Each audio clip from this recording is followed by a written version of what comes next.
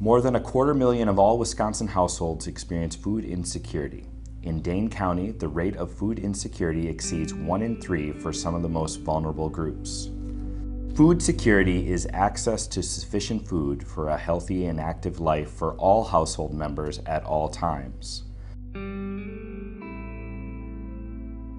We started being asked to gravitate towards a particular region of Madison, and the 9 of us gravitated towards the north side.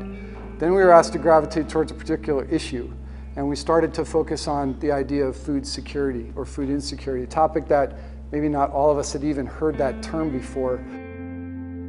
But in our second Leadership Greater Madison session, we had a chance to get presentations from a few different community leaders, and one of the rotations was Abba Tucker from the Northside Planning Council. We have a tremendous opportunity right now on the north side with some funding, with the attention of the city, the county, United Way, the Rennebaum Foundation, and if we as a group can come up with some solid recommendations for how we can enhance food security and better coordinate our services, I think we will get a lot of support to do that. I found her engagement on the issues on the north side very exciting to be a part of. It also really made me think. I've been in Madison for almost 20 years now, and I knew surprisingly little about the north side. Abba came to one of our early meetings, and it just seemed like with her support, with her ideas, that we could focus in on an idea a little bit more quickly. I think we all went in with the bias that, well, food security and hunger, the issue has got to be there's just not enough food in the system. So I think our initial plan design was around how do we get more food events, or how do we teach residents how to cook, how do we connect them with healthy options and get them cooking more. And it did not take long at all to discover that the amount of food in the system was not the main barrier. Food is not an issue for us. We can find plenty of food. The issue for us is capacity.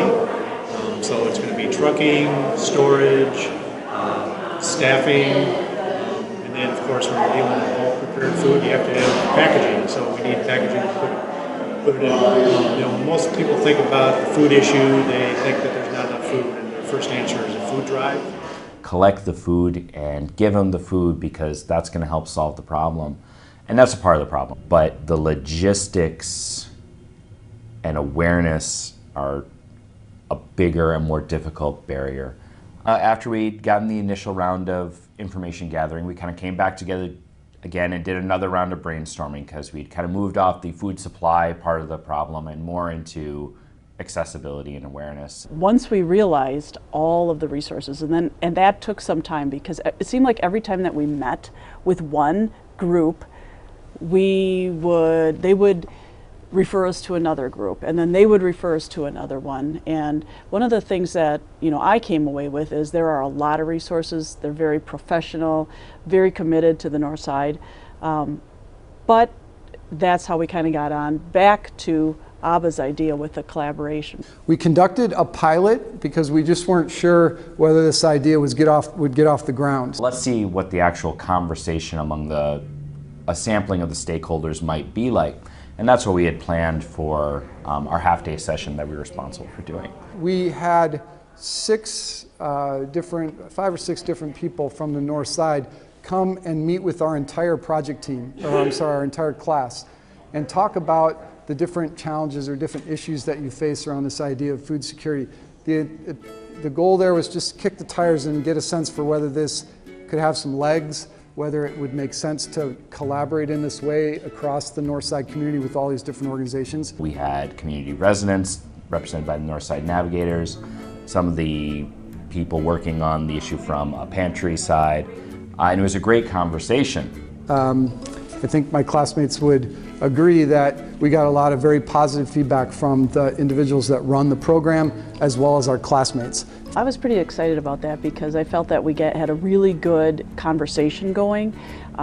People did make some connections, but what was nice about that was that we did have a couple of the neighborhood navigators, and one of the big things that I think we all took away was that you really need to involve the people in the community. Well, one of the things that's been very interesting for me is I've now been on both sides of the table. I've been a service provider, and then now I've also been like a resident and as a representative as a resident. And it's interesting being on both sides of the table and how I'm treated so differently in terms of how I'm talked to. My colleagues and I have joked that there are times where it seems like people are surprised that we can construct sentences. And so there's just kind of a lot of like misconceptions about who lives on the north side and what their level of education is, things like that. A lot of the misconceptions are everyone who has food insecurity issues are unemployed or are not working or are lazy, that it's somehow their fault. I think there's a lot of misconceptions around, if you have a good paying job, you can pay for food, and that's just not the case anymore, unfortunately. Wages are too low, food's too expensive. And Madison, I think, doesn't always realize how many families are food insecure. I hear different things. I hear that some people want to learn new ways of cooking and preparing food, and people want to have more access to fresh food rather than prepackaged food or processed food. But a lot of the food that we have at our food pantries and even snacks that they give out in school are those kinds of foods. And so people want to be healthier, they want more access to fresh food. Because as we listened to people talk to us, it was very apparent that it's not right to start at the top and kind of work our way down with assumptions. It's much better to start from the bottom, and these navigators we've found have a deep insight into what's going on. We realized that our energy would be better off spent getting more stakeholders and focusing on having a relationship building conversation for our formal event in November.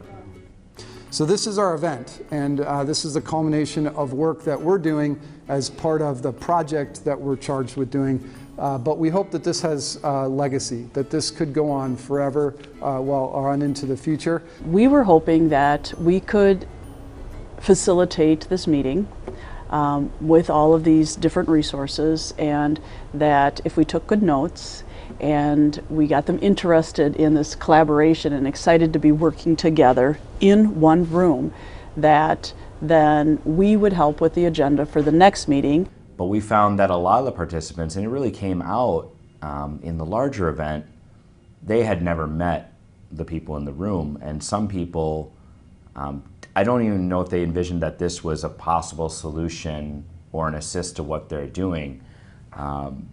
So I think by just making those introductions and providing a format for which they can formally talk about the issue, we know not everyone has those skills, so I think we were a good first step in having them come together, and now they can begin to work because we've helped them identify other people in their market working on the same issue. That was really what our biggest outcome of that meeting was, yes, they wanted to collaborate, but all of them really felt like they needed to involve. They needed to build trust with the residents of the North Side and get them more involved, get them to be part of the solution. Kind of the plan going forward, I envision, maybe a smaller group or a group where there's a solid core, and some of those larger, those 20 people or people that weren't able to make this meeting would come together, and then those going forward sessions would be much more action-based, working on a single issue per time,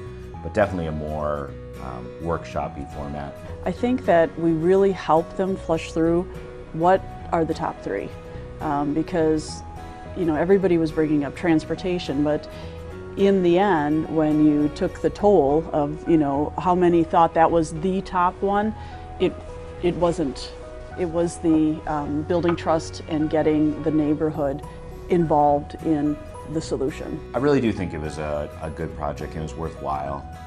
Certainly, it's a good reminder that we need to challenge what we think we know and understand about an issue.